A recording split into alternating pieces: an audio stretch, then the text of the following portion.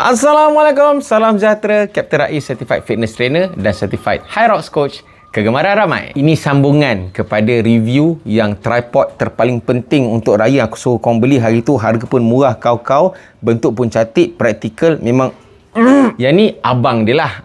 Abang dia. Aku rasa yang ni yang keluar dulu kot. Baru yang aku buat review hari tu keluar. Hari tu nama dia apa dia? Ulanzi M60 MA60 kat situ. So yang ni nampak. Nampak ni memang aku pakai lah. So ini adalah Ulanzi MA38. Penggunaan dia sama je. Dia ada magnet, dia boleh lekat dekat kau punya belakang apa semua macam ni. Cumanya dia lagi bersifat profesional lah. Aku kan memang content creator. Jadi di mana saja memang aku perlukan lah tripod ni. Jadi yang ni kau boleh lekat di mana saja. Sebab belakang ni dia ada magnet. Contoh ni kan, kau nampak ni. Nampak? Sudah melekat aku punya handphone di sini lah, nampak melekat. Jadi aku nak shoot mana-mana pun senang. Di antara feature-feature profesional dia boleh kau sambungkan dekat kau punya tripod yang sedia adalah nak bagi ketinggian dia apa semualah. Benda-benda lain aku rasa sama je macam yang MA60 tu.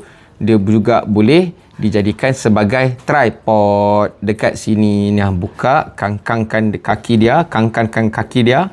Nah, dah jadi dekat sini tripod di situ. Dia ada kekurangan sikit dengan yang latest version tu, nampak? Sebab dia punya ni agak terkeluar lah daripada frame. Kalau aku pakai yang tadi tu, dia memang ngam-ngam dekat belakang. Jadi dia takkan mengganggu sangat lah.